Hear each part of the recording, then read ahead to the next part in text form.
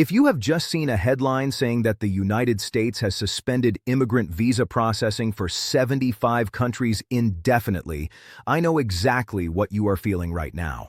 Your stomach dropped. Your mind is racing. You are thinking about your family member who has been waiting years for their visa interview. You are thinking about your spouse overseas who was finally about to join you. You are thinking about all the money you spent, all the documents you gathered, all the hope you held onto for so long. And now you are wondering if it was all for nothing. I hear you.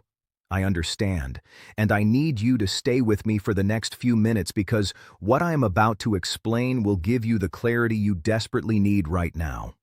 My name is Umar, and you are watching Real Guide Updates. This channel exists for moments exactly like this one.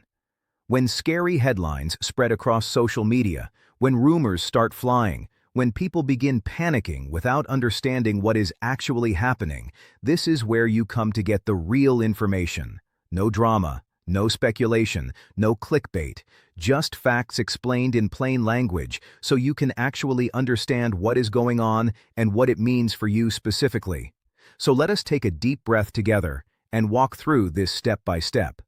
By the time we finish, you will know exactly what this announcement means, who it affects, who it does not affect, what the word indefinitely actually means in government terms, and what you should realistically do if you or someone you love has a case pending.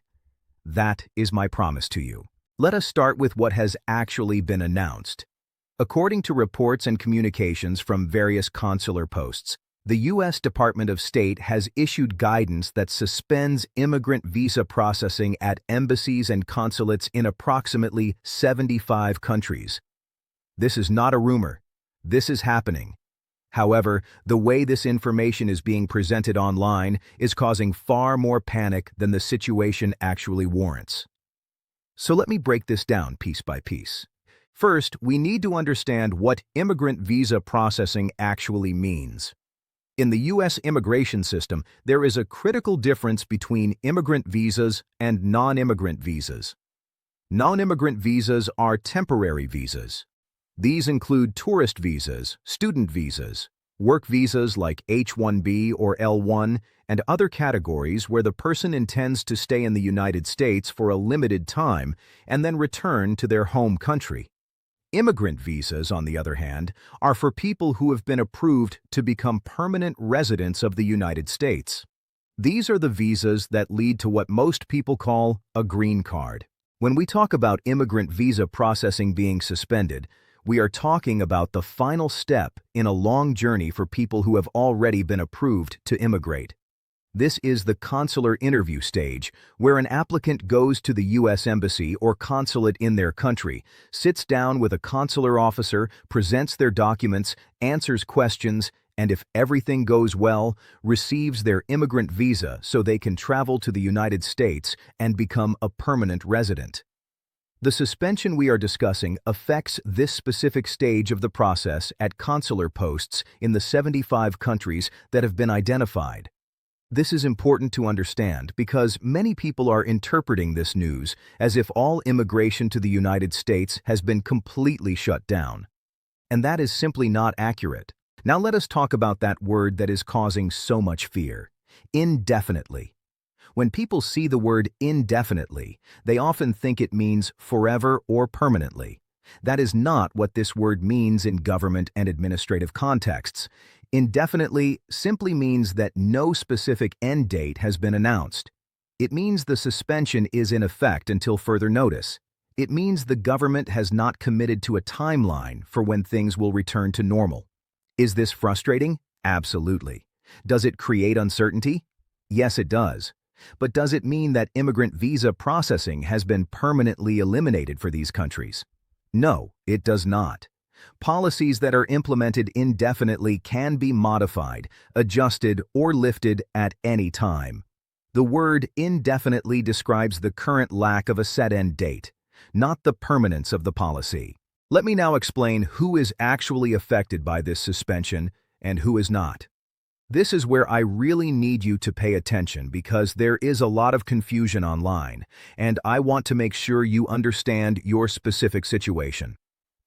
If you are currently living inside the United States and you have an adjustment of status application pending with United States Citizenship and Immigration Services, this consular suspension does not directly affect you. Adjustment of status is a process that happens entirely within the United States. You file your forms with USCIS, you attend a biometrics appointment at a USCIS facility, you attend an interview at a USCIS office, and if approved, you receive your green card without ever having to go to a consulate overseas. This domestic process continues to operate separately from consular processing abroad. If you already received your immigrant visa before this suspension was announced and you have already entered the United States, this does not affect you. You are already a lawful permanent resident or in the process of receiving your green card. Your status is established. If you have an approved immigrant petition, but your case has not yet reached the interview stage, your petition remains approved. The approval does not get revoked because of a processing suspension. Your priority date, which is the date that determines your place in line for a visa number, remains intact. You have not lost your place. You have not been sent to the back of the line.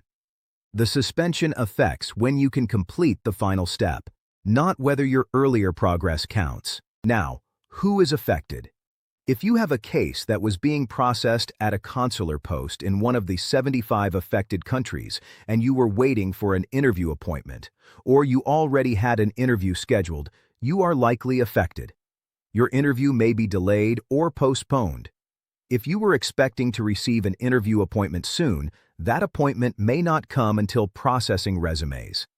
The categories of immigrant visas that could be affected include family-sponsored immigrant visas, which are for people being sponsored by U.S. citizen or permanent resident relatives, employment-based immigrant visas, which are for people being sponsored by U.S. employers, diversity visa lottery winners who won a visa through the annual lottery program, and other special immigrant categories. I want to address some of the specific rumors and misinformation I have seen circulating online because these false claims are causing unnecessary terror among people who do not deserve to be this frightened. Rumor number 1: all immigration to America has been stopped. This is false.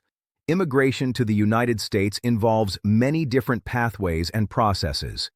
Consular processing is one pathway. Adjustment of status inside the United States is another. Certain categories may continue to be processed even at affected posts. The complete shutdown of all immigration is not what is happening here. Rumor number 2: approved petitions are being canceled. I have seen no credible evidence that approved immigrant petitions are being revoked as part of this processing suspension. An approved I-130 petition for a family member or an approved I-140 petition for an employment-based immigrant remains approved unless there is a specific legal reason for revocation, such as fraud being discovered, or the underlying basis for approval no longer existing. A pause in consular processing does not trigger automatic revocation of previously approved petitions. Rumor number 3: people are losing their priority dates and being sent to the back of the line. This is not accurate based on current information. Your priority date is established when your petition is properly filed with USCIS.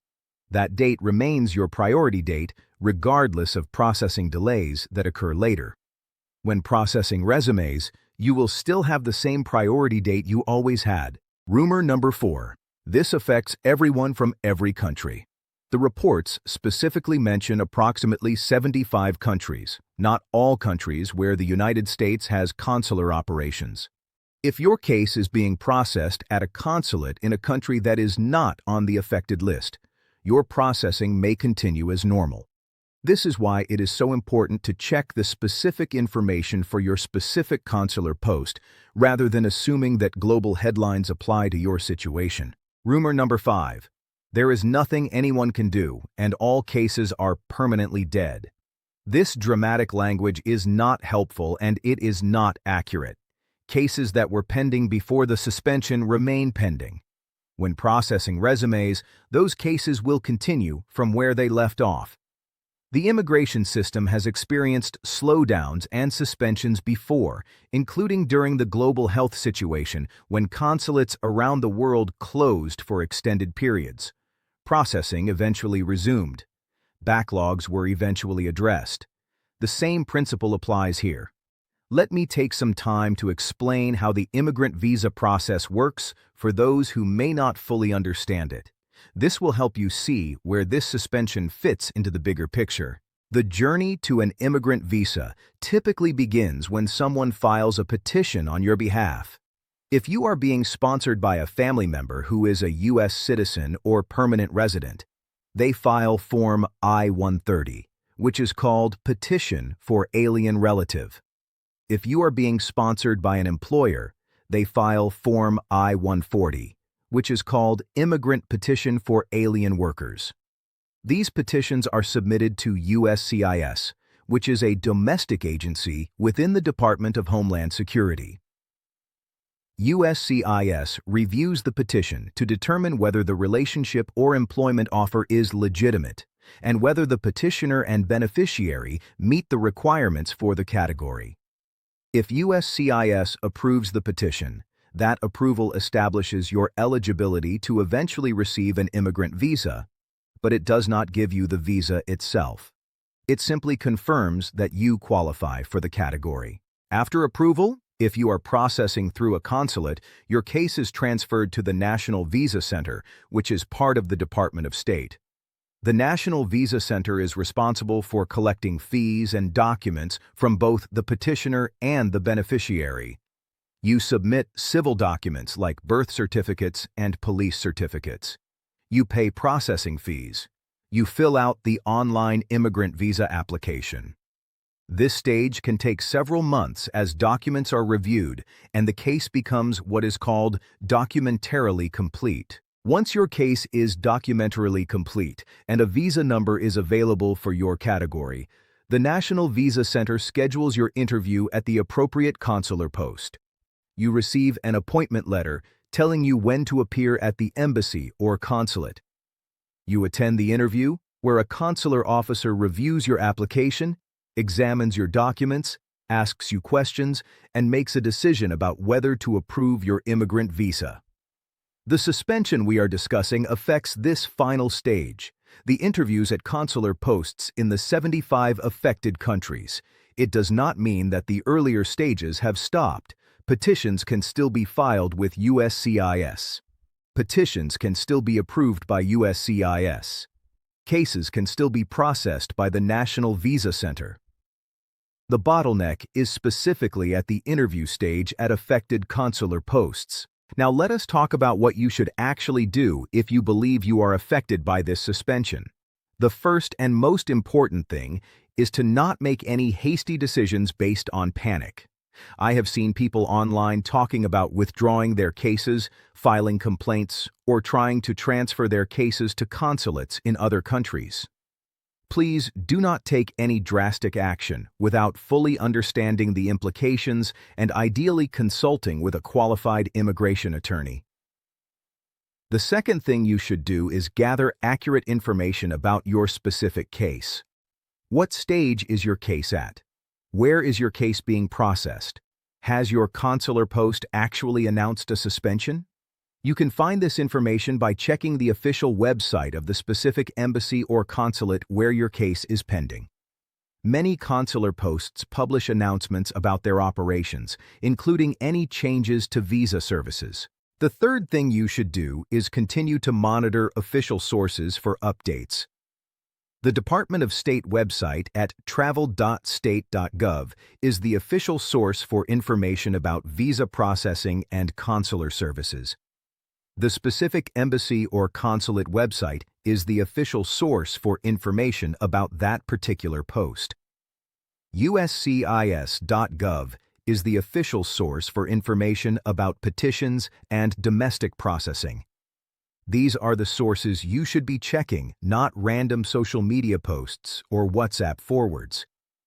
The fourth thing you should do if you already had an interview scheduled and it was canceled, is wait for communication from the National Visa Center or the consular post about rescheduling. When processing resumes, cases that were interrupted are typically given priority. You generally do not need to start your application over from the beginning. The fifth thing you should do is continue to prepare your case if you are still in the earlier stages. Gather your documents. Respond to any requests from the National Visa Center. Pay your fees when they are due. Keep your civil documents up to date. The goal is to be completely ready to move forward quickly when processing resumes. You do not want delays on your end to compound the delays caused by the suspension. The sixth thing I recommend is considering a consultation with a qualified immigration attorney if you have specific questions about your situation or if you want to explore whether any alternative options might be available. An attorney can review your individual circumstances and provide personalized guidance. However, be extremely cautious about anyone who claims they can get your visa processed despite the suspension or who guarantees results. Immigration processing is controlled by the government, and no private attorney or consultant can override government decisions.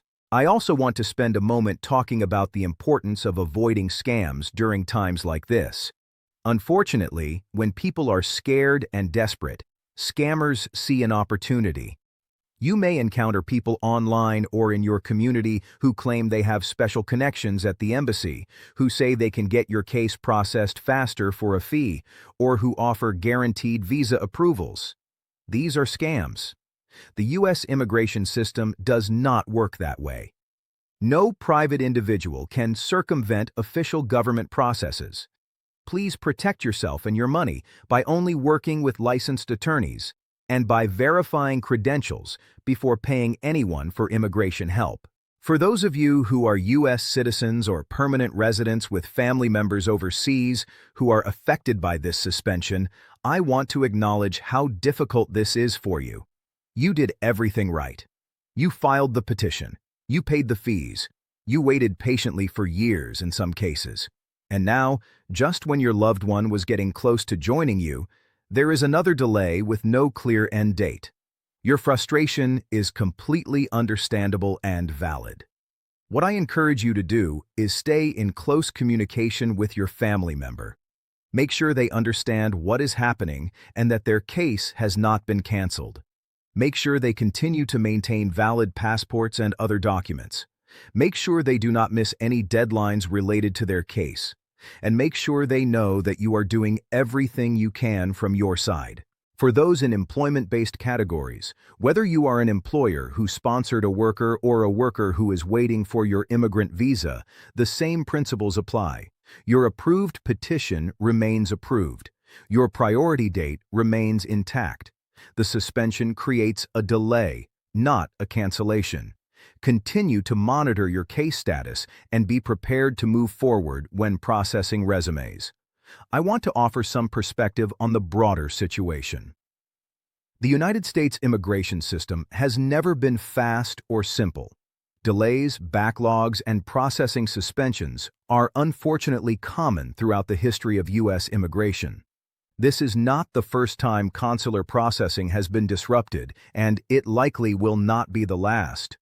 What remains consistent is that the system eventually continues to function. Cases eventually move forward. Families eventually reunite. The process is slow and often frustrating, but it does not simply stop existing. I also want to remind you that immigration rules and major policy changes in the United States generally do not happen overnight without any process or review. There are administrative procedures. There are legal requirements. There are often opportunities for judicial review if policies are implemented improperly.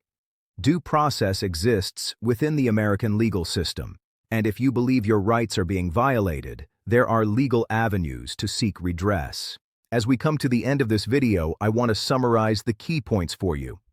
The U.S. has suspended immigrant visa processing at consular posts in approximately 75 countries. The word indefinitely means no specific end date has been announced, not that the suspension is permanent. This affects the consular interview stage for immigrant visas at affected posts. It does not affect adjustment of status inside the United States. It does not revoke previously approved petitions. It does not reset priority dates. People who already have their green cards are not affected. The situation is serious, but it is not the complete shutdown of all immigration that some headlines suggest.